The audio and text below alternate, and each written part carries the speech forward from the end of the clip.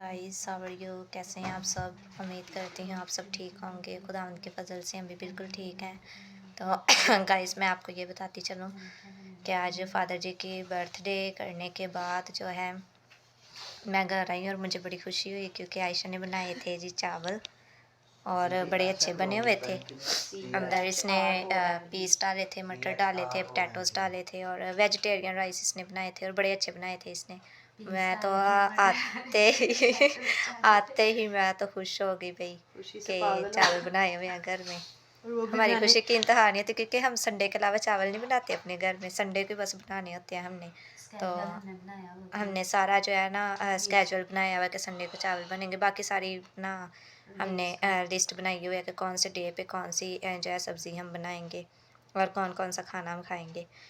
तो आज तो मैं खुशी हो गई। और उसके बाद मैं आपको बताती चलूँ कि आज मैं व्यूज़ दूँगी सियालकोट के बाद अपने मामू के घर के बाद मैं व्यू दूँगी तख्तपुर के। उसके बाद हम गए थे तख्तपुर में।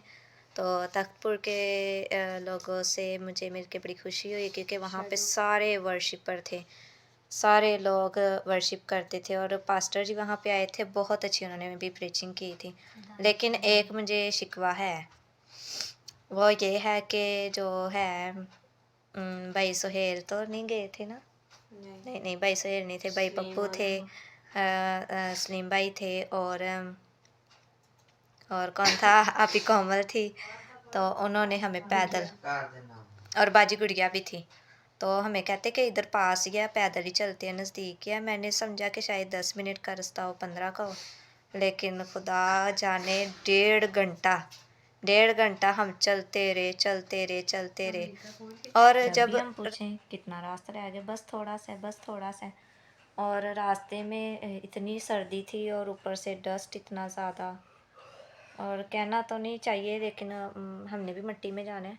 लेकिन सर्दियों में चलना और गीली मिट्टी पे चलना, आप खुद ही सोचें कितना मुश्किल होता है। तो बल्कि जो है काफ़ी डिफ़िकल्ट होता है। लेकिन खुदावंद के फजल से हम तख्तपुर पहुंच चुके थे, बड़ी मुश्किल से पहुंचे थे हम। तो हमें कहते कि वापस भी हमने पैदल ही जाना है। तो हमने कहा भाई हमें तो यहीं छोड़ दें, हम यहीं सो जाएंगे, हमने वापस नहीं जाना। और वहाँ पे हमें बड़ा मज़ा आया, हमने बड़ा इन्जॉय किया। मैं बहुत थक चुकी थी, इस वजह से मैंने ना तख्तपुर का वीलॉग नहीं दिया। तो तख्तपुर के बारे में मेरे ये व्यूज़ हैं कि वहाँ पे भाई इश्तियाक हैं और भाई रफ़ाकत हैं, भाई रज़ाक हैं, मतलब जितने भी भाई हैं सारे ही बड़े अच्छे हैं। सब ने बहुत हमें जो है अप्रिशिएट किया है। और महक थी वहाँ पे, महक ने बहुत अच्छी जो है वर्शिप की थी। खुदावंद उनको भी बरकत दे, उनकी सारी फैमिली को भी बरकत दे। और जितने भी वहाँ पे वर्शिपर थे, जो मीटिंग प्रेसाइडर थे, खुदावंद उनको भी बहुत ज़्यादा बरकत दे। तो ये मेरे व्यूज़ हो गए तख्तपुर के। लेकिन मैं एक और बात बताना चाहती हूँ। रास्ते में एक बंदा ऐसा था, जहाँ से हम दरख्त के नीचे गुजरे तो एक लड़की थी, वो कह रही थी इस दरख्त के नीचे साया है। मुझे तो वहाँ पे डर लगना शुरू हो गया।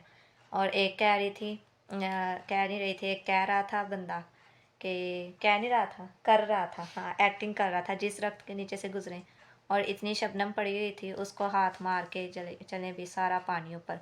और मैंने ब्लैक ड्रेस वेयर किया था, उसका सत्यानाश हो चुका था। लेकिन चलें कोई नहीं, हमने बड़ा इन्जॉय किया। And thank you so much Mahak और भाई रज़ाक थे ना वहाँ पे।